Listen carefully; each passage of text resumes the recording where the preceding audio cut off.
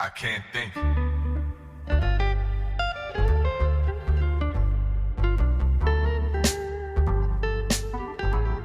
And welcome back, everybody, to another episode of the MANxiety Show. I am Corey Brooks. Mick Thomas here. How are you? How are you? We're actually on point for another... On point, on time. Right? Another back-to-back week.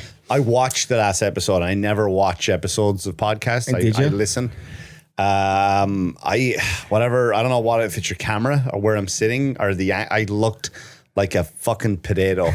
I'm sorry about that. And now I'm sitting up like this and I don't know what it is. And today is a bad kidney day really for me. Hawaii 5-0 I do. too. I love it. Today's a bad kidney day for me because I've only got one kidney. Yeah. And what happens it usually happens in the summertime if I drink too much water, which you do in the summertime, you're supposed to. Drink your water, folks. Dehydrated. I just have a belly of because the water, I retain water. Yeah. Because it doesn't go, I don't have two kidneys to flush it through. I only have one. So for about an hour of the day, I would have like a solid, like just a belly that's solid. Really? Yeah, and it happened today before. It's gone down before, but I remember before I left the house trying to put this shirt on, it was just like this. I have a picture I'll show you. We're going to sweat it out today because it's about 250 degrees up in the studio right now. Yeah, that's fine. So. But now I'm just very conscious of my posture. I looked awful. So I was like, I'm sitting over there next week. Well, that's what I try to do. I try to make you all look like shit. Yeah. When I'm really the fat one and make the right angle for me. Which is not true. But I apologize. No, don't apologize. But I apparently I just can't sit in the chair. I'll yell at myself in the mirror later for it. You should do something. Yeah, and then I was also like kind of, it's the summertime, right? And you kind of want to spend as much time as you can with your family. So they want to get ice cream. I'm like, yeah, let's get ice cream. Why wouldn't you? I'm done denying myself, pleasures in life that I would normally sacrifice for. Like for some reason, I'm going to be on Men's Health next month, which you know what I mean? Yeah, because that's just who are we doing it for? Who are we doing it for? Exactly. You're all enjoying ice cream and you're not because you're worried about your physique and you're going to wish you had those memories where you got ice cream with them. I don't know. Well, it's not even the memories. It's just to be involved in them. Like I don't want to be sitting there drinking water or eating a protein bar while they're shoving vanilla chocolate chip down their face. Yep. I'm like, why am I not part of this? Well, yeah, I got to remember because this one time I go to the beach, I might take my shirt off and nobody's going to look at me. It doesn't matter. It doesn't matter. You know, I followed a rule now of 80-20. Okay. 80% good, 20% balls to the wall. Do what you want. You gotta. So, you know what I mean? So 2 nights in a row last week, or this weekend, we had ice cream. I'm like, I don't give a shit. That's what I did. Yep. That's what I did. I'm on a maintain diet. I want to lose weight, but I can't. But as long as I'm not gaining it, I'm all right. But it's hard for me to not. How are you not losing weight? Are you counting the calories like I sent you? I do. I fell off a little bit.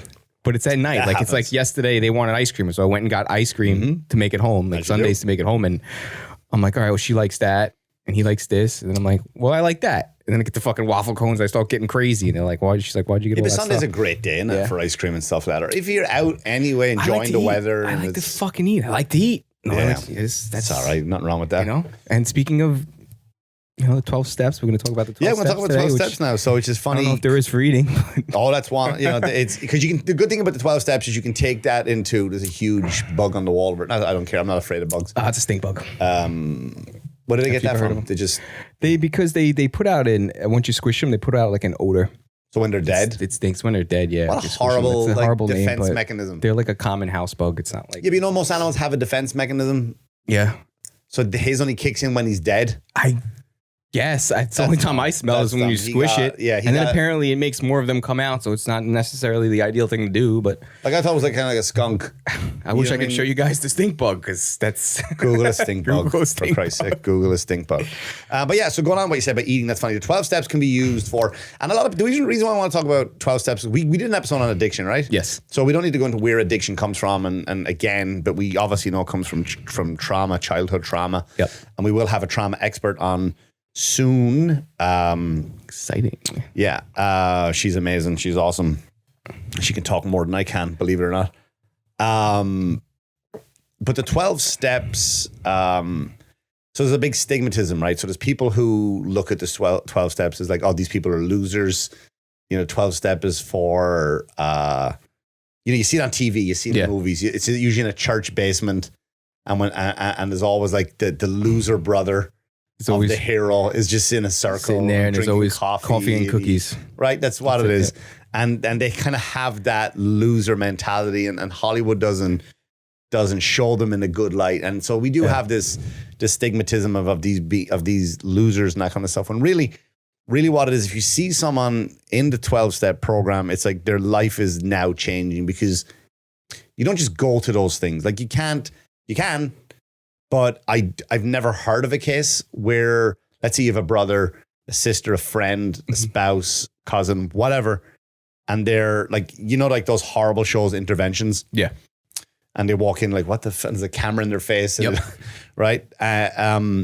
So you can't really drag someone to a 12 steps meeting program and go, off you go, now you're cured. Like you have to want to be there, right? And that's why I think the interventions, because they don't realize they're hurting people, they don't realize the effects it has on people, or they genuinely don't care.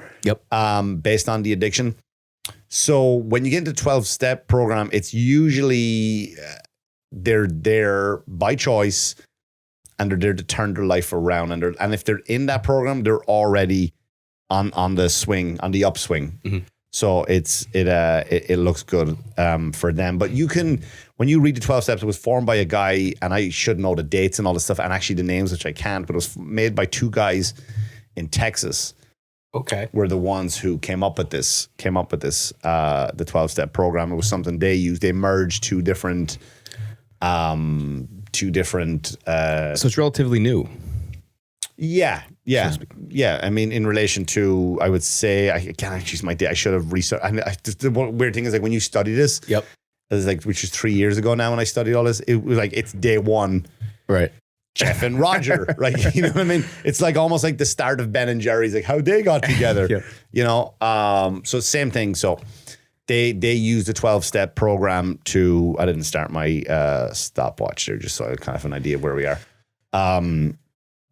So they started the 12 steps, and what it does is, by following these steps, it kind of gets you out the other end of it. And you don't just do them all in one day. Right. Sometimes it could take you weeks, maybe even months, to get to the next stage, depending on what step you're on. And you get a token, right, for each stage that you accomplish. Is that how it works? You get the token. No, that's Mario Kart. No, you get a token based on your time of sobriety. Okay. So a chip, a 1 month chip, a 2 month, a year as you go on. Right. So to kind of just physically, tangibly have something that's just tangible, to say like, hey, this represents, I'm sober for 1 year. I have this, I carry this around me, 6 months, 2 weeks, whatever the chip is for. That's what that is for. That's what that's for. But again, they have to be there willingly, and you can use it. So the guys who wrote it, they wrote it around alcohol. Right. So alcohol is in the original. Now that people have modified them, because they mention God a lot in the 12. So God could be kind of anything that you consider a higher power. And we'll get into it in a sec. I keep tapping my phone for people watching. It's not that I'm just like, waiting or checking text messages. It's that's where I have notes. The list. So it's alcohol can be replaced with anything. Right. Anything. Or you can genuinely, like, if you find yourself in like, you can replace alcohol with drugs, fucking porn, gambling, just attention, bad relationships. Anything that you can possibly be addicted to, I guess. Anything at all that has an addiction. And the weird thing about it too is, like, you can actually, if you're in a place in your life, which I found myself when I went through a lot of shit in my life recently over the last 2 years, I found myself just consciously making decisions to change my life. That when you read the 12 steps, you're like, shit, that's what I did. Right. I might have done it in different orders, but that's what I did. So you can really use the 12 steps. I keep moving away from the mic. Sorry. No, it's fine. You can use the 12 steps basically in anything in your life. It's kind of like a nice guide if you don't have. You don't necessarily have to go to meetings to follow the 12 steps. No, you don't. Right? You don't. You really don't. And you could follow it if you do it responsibly too, and we'll get into it. It's like the 10 Commandments of Alcoholism, right? Kind of. I think, of addiction. It really is, right? So they modify it. So for the first one let's go into it. And if you have any questions, we can stop along the way and we'll kind of explain it away. And some of them, I openly admitted to you beforehand, like, I haven't looked at this in a while, so I'm going to fuck it up. And I'm sadly, I'm supposed to be the educated one with this stuff, but I haven't looked at these in over a year. So if I do fumble them, don't hold it against me, people. No, you're all right, man. You got to fix what needs to be done. So then 12 steps. Step 1, we admitted we are powerless over alcohol. Again, change that to anything you want to. Insert anything. We admitted we are powerless over alcohol. That our lives had become unmanageable. So I'm powerless over, we'll use alcohol as the example because that's what it says. Right. But again, you can replace it with absolutely anything. I can't function in life unless I have like, I can't go out to this show with you because this musical, right? Because I know the show is 2 hours long and I can't have a drink. Right. I can't smoke whatever. I can't jerk off to porn. I have 2 hours where I can't get to my thing. Right. So it just controls your life. So that's that, right? When I get up in the morning, like, holy shit, I got up an hour late. Now I'm after missing the opportunity where I could go into the store and get this thing that, to drink it because the guy, whatever it is, the guy will sell it to me whatever it is. Yep. So if you know, then that you are considered like powerless over. So in other words, it does affect your life and it does affect your day-to-day running of your life. That's step 1, right? So you have to admit it. And that's what I said. You can't drag somebody. I'm sure there is cases where a loved one, a family member, a friend has been dragged in off the street. Go, hey, fucking 12 steps, do it. Yeah. They have to get to rock bottom, and everyone's rock bottom is different. Right. And that's usually where the intervention comes along, which some agree with intervention. Some people say it's a good thing. Some people say it's a bad thing. My favorite intervention, actually, I know you're watching The Sopranos, but there's like a fair later on in the season where like Christopher, like they have an intervention for him. It's the funniest thing. It's the funniest thing. Yeah, don't ruin it for me. No. It's one of the funniest scenes on television. But usually the intervention is like, the person kind of comes home and you see, if you watch the show on television, which is garbage, which is unfair, it's to ambush somebody, not only with your loved ones, but now you've also got a camera crew. Yeah, I've seen a couple episodes of it. And it's like interventions, I feel like that's only going to drive the person to want to chase the dragon even more. Yeah, to go chase their habit more. It's like the minute they leave, they're like, I just want to get high right now. I want to get drunk right now. This is ridiculous. My family went and did this and put me in front of the cameras, and they're all going to sit down there and tell me their feelings. And a majority of the time, that person for the intervention is sitting down fucking high. Yeah, well, where's the trust? You know what I mean? Like if I walk into a room and you're there and my wife is there and there's a bunch of other people, number one, I'm going to be kind of shaky. Like, what are you all doing here? Well, we want to tell you, here's how you affected me and blah, blah, blah. And that's what an intervention is, to kind of just let the person know how you being addicted to the substance or whatever your addiction is, how it affected you in a negative way. Right. And then you're supposed to the purpose of the intervention is supposed to go, fuck, really? I'm sorry. I didn't realize that. Yeah, I need help. Yeah. Right. So some therapists will agree that's a great way to do it.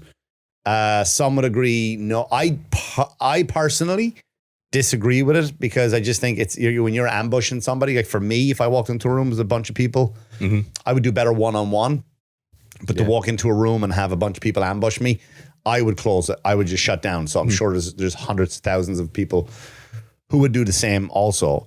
So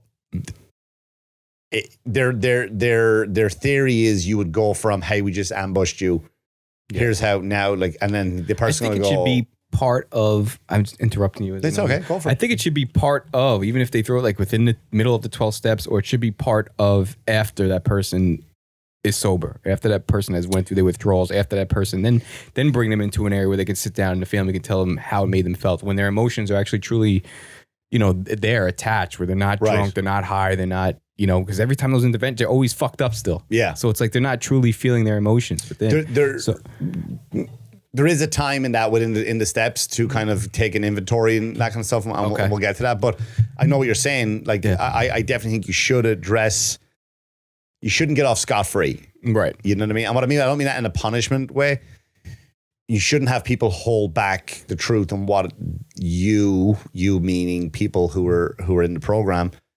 You having that addiction or that problem, how it affected them in a negative way. And I just think everybody has the right to speak that. If they're in your life, if they want to stay in your life, they have that right. Yep. So yeah, that's step one. So you have to admit that you're powerless over alcohol, that our lives had become unmanageable. Number 2, came to believe that a power greater than yourself could restore us to sanity. So usually a power greater than yourself is usually, it can be God. And when this was written back in, I think, the 50s. Amazon Prime.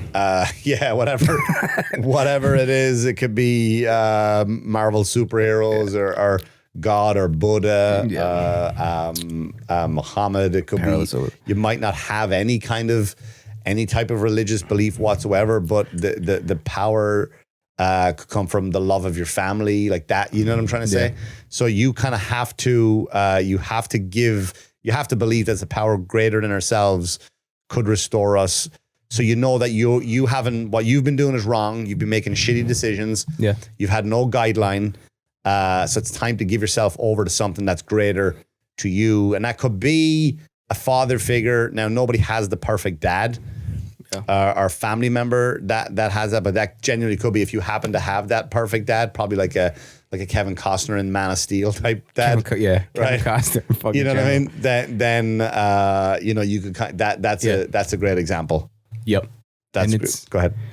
That's why rules were invented too, you know? People was like, I live life, only live once, I live life on the edge. Well, but that's why you need rules. You need rules in your life to follow. Yeah, you know? rules are stick to your guidance. own set of laws, rules. Yeah. Yeah, just guidance to kind of, to realize that it keeps you honest, it keeps you being like a air quotes good person, depend on, whatever the rules are, whatever the law is.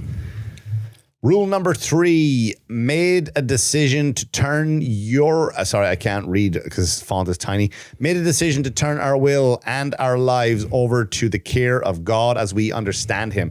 So again, that's God. So we're saying, listen, I'm done. I can't make any good decisions. Every decision Mick decides to make is fucking bullshit. Yep. I need to turn myself over to you, God. And again, this is what God as you understand him to be, or whatever the higher power is that you're looking for. So for me, is when I went through my shit, I just instinctively, out of nowhere, when I was at my lowest, just out of nowhere, I was out. Where was I? I think I was either in my car or I went out. I was walking. I remember it being dark, and I personally just opened up to the void, which happened to be God, I guess, and I just gave up. When I say gave up, I gave up trying to fight the life I had, right? And I wanted all these changes, and I just instinctively, I didn't sit there and go, you know what? Let me try this God fella out and see if he can fix it. I've tried A, B, and C. Maybe this God fella that I pretended I didn't believe in. Because during I spoke of this on other episodes, that when I went down when I was going through my shit, I was combative, and I was if you believed in God, I would argue with you on purpose and go, you believe in God? Oh, great. And it's easy to pick apart God, right? And the Bible and religion for those who believe, from an atheist point of view. So for the longest time, I would just go there pretending I didn't believe in God when I do. So for me, I kind of just gave over. I went, hey, and I just started asking questions out loud, and I started asking, and I started talking. And this is definitely not going to turn into a preachy thing at all, but this is just from my personal experience. So for us to give ourselves over to God, it just means, hey man, I'm not doing this right. And it's almost like, hey, what would Jesus do? And that's kind of what you know what I mean? Before you make those decisions, you're going to ask yourself, all right, well, what if God is watching over me? And again, if God is your higher power, you can use something different. You can use, like I said, the love of your family or whatever it is. Yep. You're going to sit there and you're going to go, I can't do it. I'm making the dumbest decisions. I'm making all the wrong choices. Everything I'm doing is fucking up. It's hurting everybody. I'm now giving myself over to you. You need to kind of not make my decisions for me, please. Right. But let me stop and think before I act, and let me ask you for guidance. It's almost like that. What would Jesus do? Sticker. That's what I mean. Or the bracelet. Like people would wear them. What would Jesus do? What would Jesus do? Yeah. So need to get that? Nope. Right. Did I cover that one all right? Yeah. Okay. Number 4, made a searching and fearless moral inventory of ourselves. So what that means is we take a legit inventory. That's not an easy one to do, but you go back and you kind of write out your list of everybody you've either fucked over, or everything that pissed you off, or like I was bullied in school. Yep. I asked this girl out and she laughed at me. Like everything. This person stole money from me. Things that really affected you through your whole life, right? Which sent you down that path. Like, I mean, anything, like any family member that made you self-conscious about something. And you find like when you write them out, you're going like, oh shit, man, this wasn't. Yeah. And I never did this step myself personally with my shit. But yeah, you just kind of go, wait a minute, what? This is what I was upset about for a year. Like when you write it down, you know what I mean? Seems so, Yeah, benign, you go like, right? my friend John doesn't talk to me anymore. Like, I don't know what his problem was. Yeah. But then when you write it down, you go, oh shit, yeah, I remember I borrowed $500 for him and I just never gave it back to him. Yeah. And you kind of realize, like, so it's a good inventory. So it kind of puts things in perspective when you write shit down, because that's what addiction is too. And it's all these things that have been festering over the things we did, things we've had done to us. Right. And when you write it all out and you take an inventory and you just go you don't stop, no matter how small it is, no matter how minute it is, just do it. And you just sit there and you're like, oh shit, this wasn't Right, as big as a deal as I half the thought. shit I've done. Like, what the fuck am I talking about? Yep. You know, I let this shit hang over me for so long. This dumb shit. My friend's dog bit me. I wonder who that could be. But yeah, so that's what we mean by that one. Number 5, admit it to God, to ourselves, and to other humans being the exact nature of our wrongs. Right. So again, that's where we, let me see, did I skip a part? 'Cause I want to make sure I don't double repeat same stuff over here. What was it? Oh yeah, 5. So admit it to God, to ourselves, and to another human being the exact nature of our wrongs. So that's where we do our self-confession, right? That's the part where I want to pat your head down so bad. Why? I'm so sorry. Is it sweating? It's so fucking I don't hot care, dude. in I like the here. heat. I can't I wait. genuinely like the you're heat. starting to drip sweat that the I feel fucking, bad for you in a the long flowers are t-shirt. starting to bloom on your fucking shirt from all the water that Yeah, it's this was soaking just in. seeds. Just seeds when he got here. I'm sorry, everybody. I had to say it's trying to hold it in. Oh, It's is it that fucking bad? hot. It's hot. It's just hot up here. It doesn't bother me. All right, I let's love this heat. Anyway, don't cut that out. Don't That's fine. Holy shit. I'm sorry. It's all right. So it's just sit there. Anyway, it doesn't bother me until you said it. Like, tell your friends would piss you off and then get back your head. Like, this motherfucker could cool down the fucking room. Oh, fuck, that's funny. Anyway, back to what was I on? 5? All right.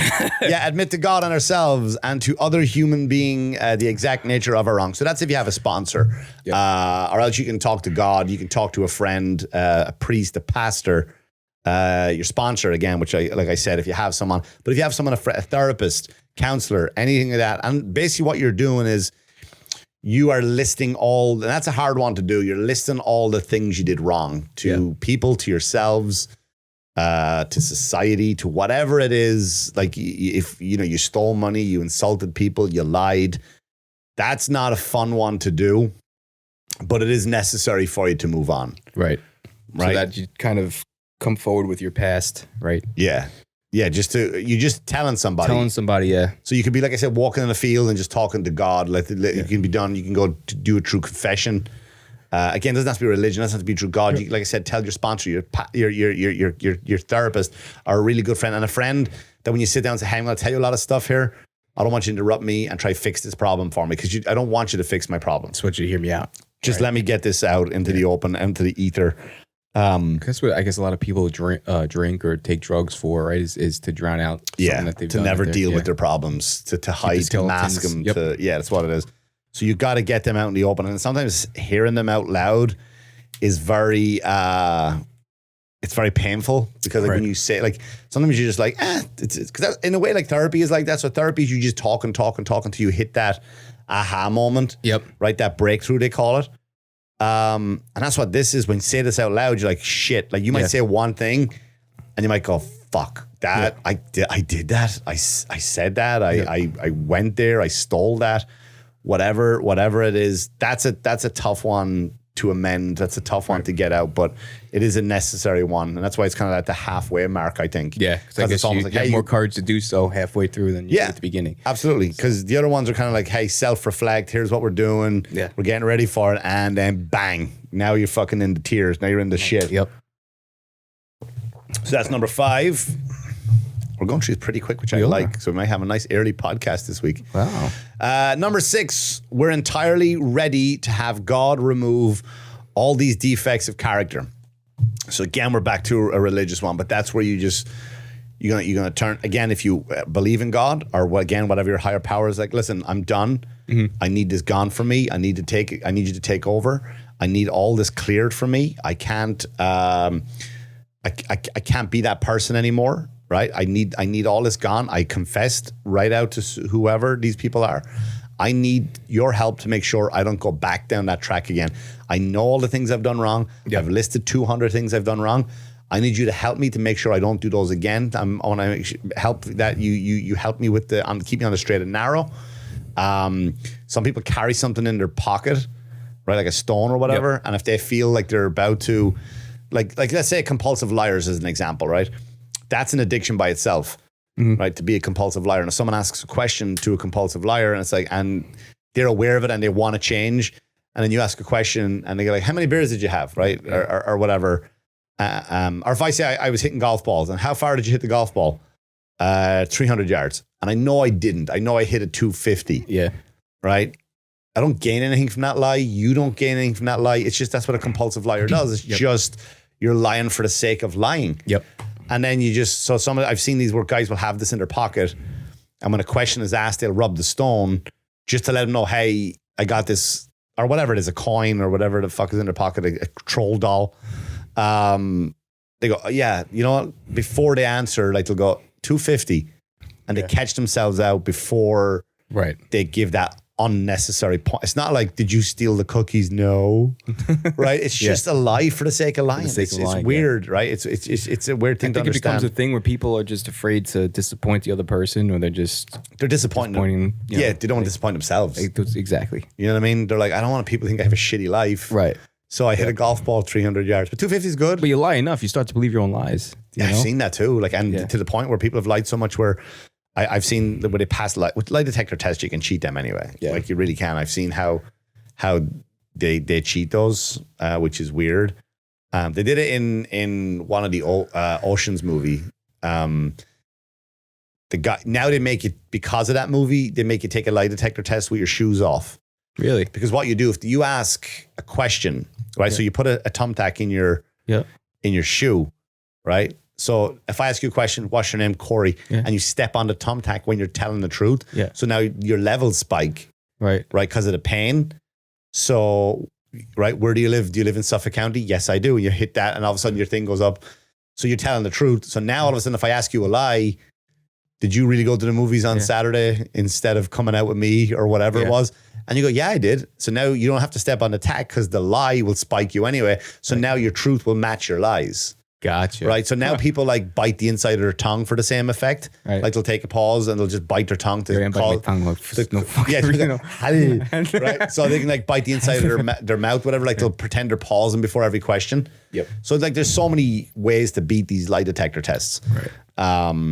But yeah, in Ocean, that's what he did with the thumbtack in his foot. So now they make you take it without it. But there are ways to defeat it. Sorry for anybody who was looking at. Sorry to the cops. Sorry, cops and FBI people. That's why they don't count in court. Really, they add for like a you know what I mean, like almost like a recommendation. Yeah, but they're not the. So it's under oath, right? Under oath, one of those things that's supposed to mean something. Yeah, like you raise your hand on the Bible, and it's like So yeah, that's where you are with that one. That's where you're kind of holding yourself. You're giving yourself over to God. Say, hey man, listen, just remove all these defects, please, because I need you to help me with these. Number 7, humbly ask him to remove our shortcomings. So again, you're asking God to, listen, what was I doing in the past? Like, what was I doing in the past that got me here? I need you to help me move these. Whatever insecurities I had, whatever doubts I had, wherever I thought something was, you know, I was so insecure that I needed to drink, I needed to do this to make myself feel good. So you're asking him to remove any shortcomings. So 6 and 7 kind of go hand in hand. Right. I don't understand why it should just be 11 steps and just put those together, but I was the 50s, maybe they had to fill in the lines or something. Number 8, made a list of all persons you had harmed and became willing to make, and sorry, let me start again. This writing is terrible. Made a list of all persons we had harmed and became willing to make amends to them all, right? So that's probably one of the hardest ones, right? So you're willing, so that's where you make your list. And you have to set out to go make amends. So again, 8 and 9 are going to go hand in hand too. Right. But you're going to make that list of everybody you hurt, right? Again, I stole money from this person. I neglected that. I was rude to this person. I disrespected. I just stopped calling. I fell out with friends. I decided to not, that people were better off without me in that state of whatever I was in. So you cut ties with people. You were just basically an asshole. I was drunk, which I've seen. Like we've all had them in our life. Like people who just have said shit to you when they're drunk. Yeah, I'm one of those who have probably said something to somebody while I was drunk. But I mean, that's just like that's not necessarily the same as having an addiction. That's just like a bad choice of words when you were drunk. Sorry, babe. Right. Yeah. But the addiction aspect of it means it's like it's not having a drink. It's not like, hey, fucking whatever. I jerked off to porn. It's the fact that how this affected you. What did I do wrong that affected you negatively? Yep. Number 9. This is I feel personally. Some people say other ones are different, but this to me would be the most difficult one on the map. On the list, made direct amends to such people wherever possible, except when to do so would injure them or others.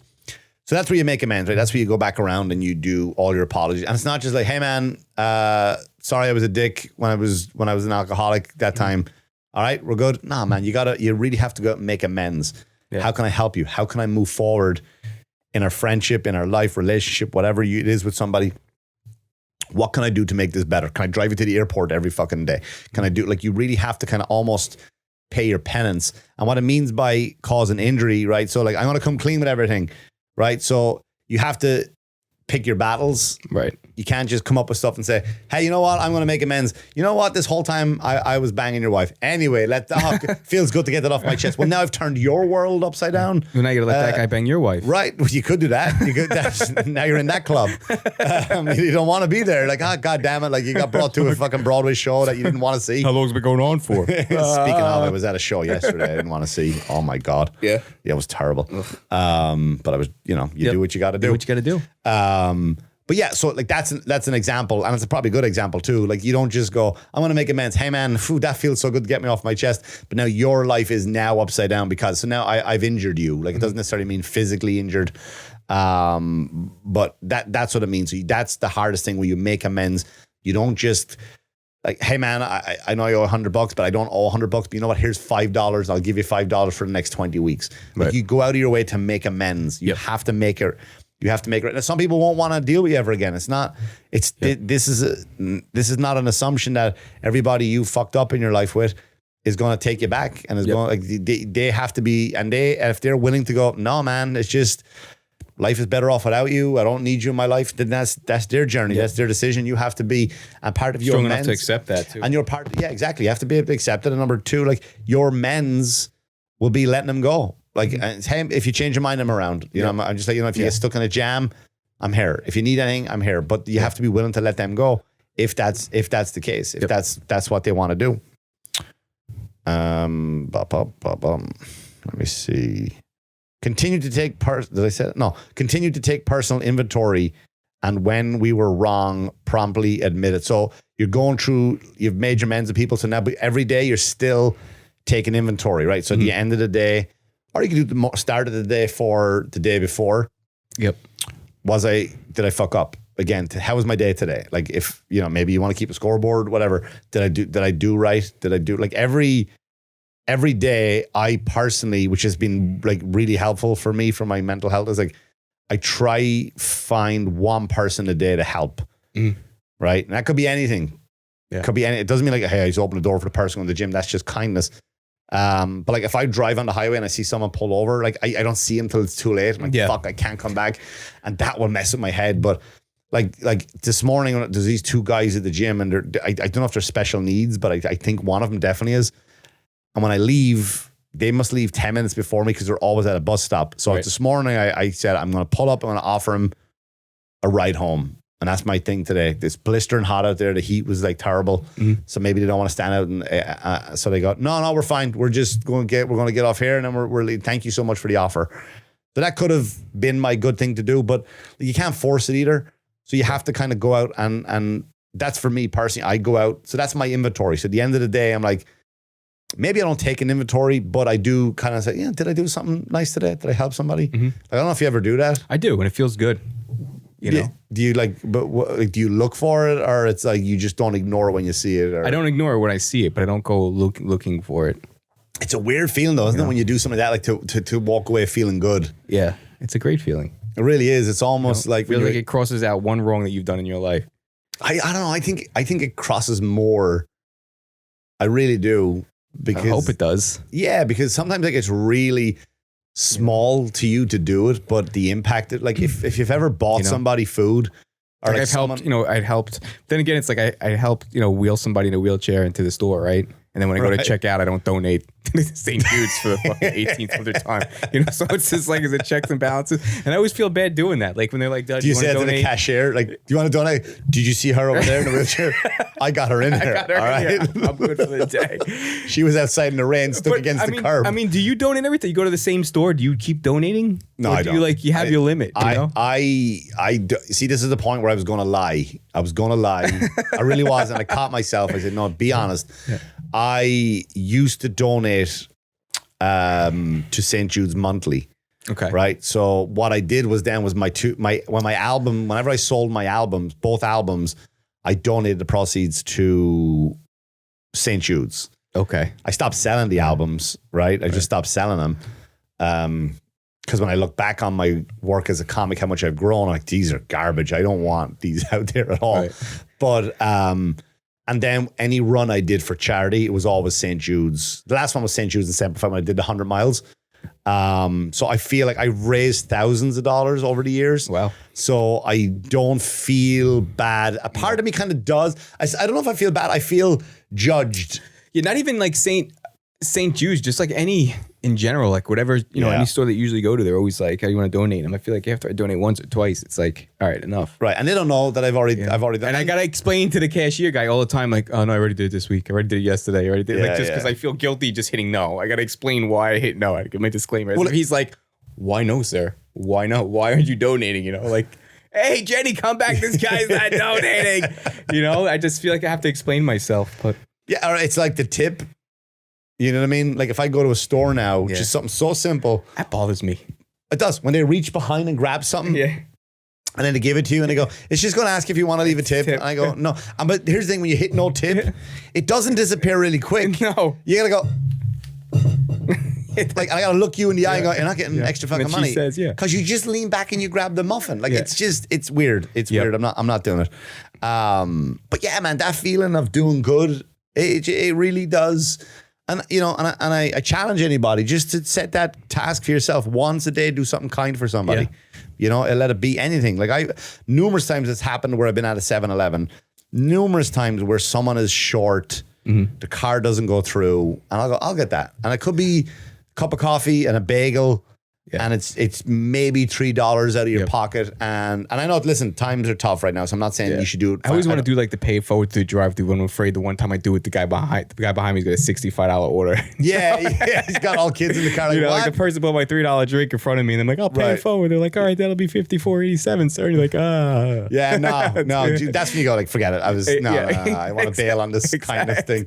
I don't have that. So financially is a tough one, right? Because look at shit, gas is $100 now for a fucking, to fill your car up. Yep. I walked out here.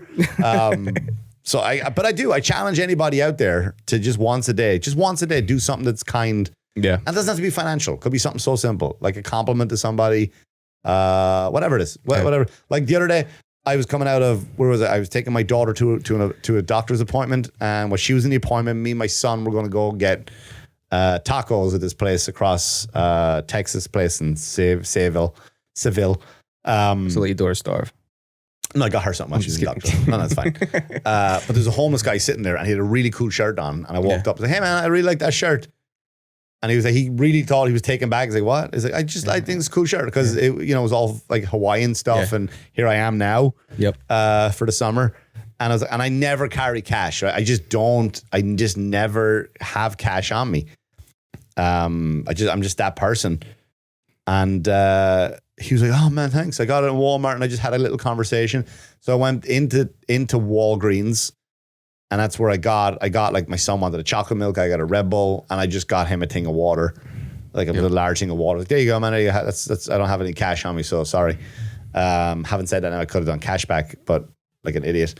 But it's just cool, man, to do something like that. You know what I mean? And it's not, and even if you want to do it for, you know, and it's where some people like will say, yeah, but you kind of did it for, yeah, so what? Then that guy still got something. You know what I mean?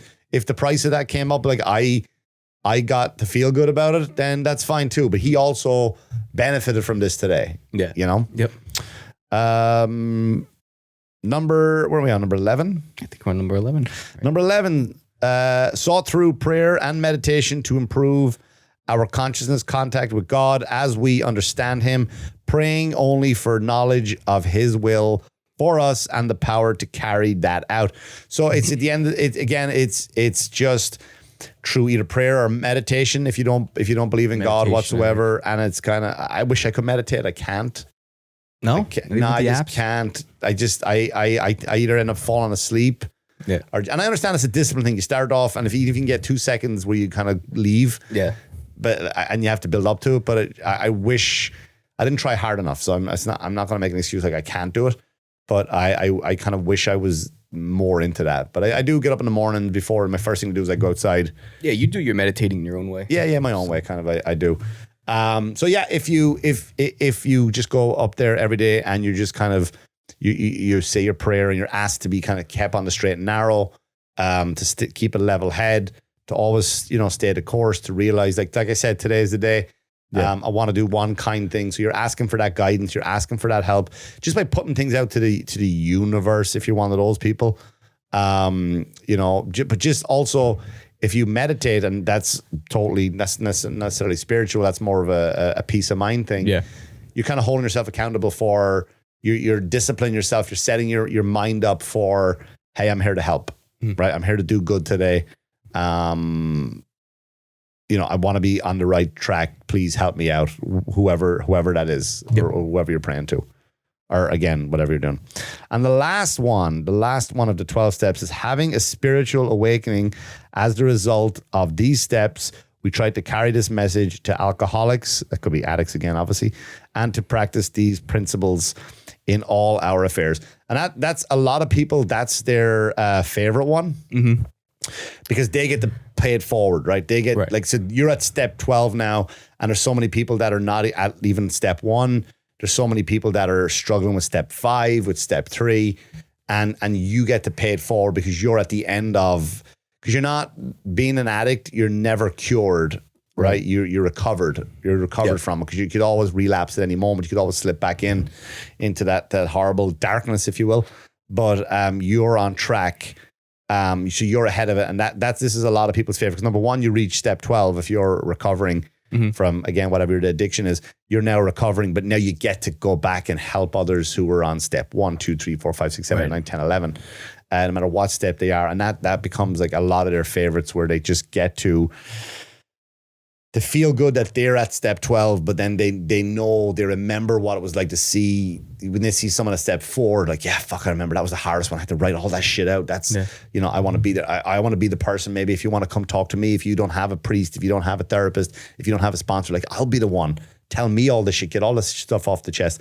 They're excited to help, So if the 12-step one, it kind of is important, and it kind of also to watch other people and to share it with other people, it kind of puts you back in check again as well. Right, it's a graduating number, right? Yeah, I guess it's graduating, and you kind of pay it forward again. And for the maybe, I'm sure a lot, if you're coming up from 1 to 12 or 1 to 11. And it's got to help too, being like finishing the 12th step. And now I know you're always recovering from it, but then you get to go back and help those that are really struggling again. And you get to see yourself where you were. Yeah. And it helps you refrain from going back to that too. Yeah. It really is. It's a very rewarding one. And again, I'm not an addict in any way, but I did, when I hit rock bottom through my own life and shitty just way I was living, I found myself just not deliberately, but getting my shit together. Like, I covered a lot of these things myself without going through, hey, here's step 1, here's step 2, here's step 3. Yeah. But it's amazing that, like, even if your own life, if stuff like you're in a bad relationship, you know, your job is going in the toilet, shit, you're just a mess, you don't like who you are as a person, not an insecurity, I don't like how I look weight wise or whatever it is. It's not for that. It's just looking for a way to drown your problem. It's just drown that bad feeling. That just a way to reinvent yourself. You know, you could really, it's not even reinvent yourself. I'm sorry I said that. It's a bad choice of words, but it's like, because it's who you are inside as a good person. You're just muddled up with life. And you can use the 12 steps for anything. It doesn't necessarily have to be for addiction or for recovery. Yeah. You know, and again, go seek help, find out. And here's the thing, you can go to meetings, even if you're interested in it and you've no problem, you can go online and just type in AA meetings near me, drug addiction meetings, sex anonymous meetings, all this stuff. And you can sign in, no photo. You can put your name as anonymous. You don't have to speak. They're not going to say, hey, anonymous, do you want to talk today? They won't say anything. You just sit there and you get to watch a meeting and you get to really put it in perspective of what people really go through. And it takes away that, going back to what I said at the start of the episode, the top of the show, about the stigmatism of this Hollywood, these losers in the basement drinking coffee, having, you know, waiting to relapse again. You know, like you see that like in Shameless a lot. Yeah. They go to meetings and they relapse and they go back and that kind of stuff. And that's real, the stuff you do see. But the success stories that come out of the 12 steps are like no other, you know? Yeah. They really are. And you know, you go to these meetings if you want to. If you're ever curious and say, hey, you know what? I'm sitting at home. It's a Friday night. I'm bored. Google one in your, what doesn't have to be, like I when I went through all my training, like I was listening to ones in Denmark based on the ones that are like, they'll tell you where they're available. Right. Because they're all online now. So they're all through Zoom. You just join a Zoom meeting and you just listen to one in Australia, one in Denmark, right? One in North Dakota. Just wherever they are, and you just sit there and there's people from all over the world, and they're just any type of meeting you want to go to, just go listen to it and you get an appreciation for it. Cool. You know? Yeah. And if you are, of course, suffering with drug addiction, please seek help. Seek help from your local counselors. There's so many different places you can get help. Alcoholics Anonymous. Apps, BetterHelp. Yeah, Narcotics Anonymous, whatever it is. If you have a problem with porn, you can just Google that. They'll tell you where to go. They'll tell you where to get help. And again, I'm a licensed counselor. If you want to chat with me, just let me know. You could email us at IHaveMANxiety.com. There you go. Just email us. I think that's it. And this episode is brought to you by Mick's Cologne Miracle Grow. Yeah, it's what it is. I want to go soak off in the bathtub now with my clothes on. But like us, follow us, subscribe, all that fun stuff. Check out Mick's other podcast, the Cheaper Than Therapy podcast, the Sticks and Stone podcast with my brother Austin Brooks and Chris Frey. It's a comedy podcast. And you got some shows coming up, right? You're headlining Governors. Governors 27th, 28th, and the 26th. I'm doing something there also the 26th, which is a fun show. And then I am also heading out to, I got some stuff coming up in Canada, which I should get the dates together for. I'm going to put them up on the screen. So yeah, we should do that. And then I will also be in Pittsburgh, the Pittsburgh Improv on September 8th. There's the bug. He's back, is he? I had to call him out just so people don't think there's fucking roaches crawling on the wall. All right. Thanks so much for listening, everybody. Bye-bye.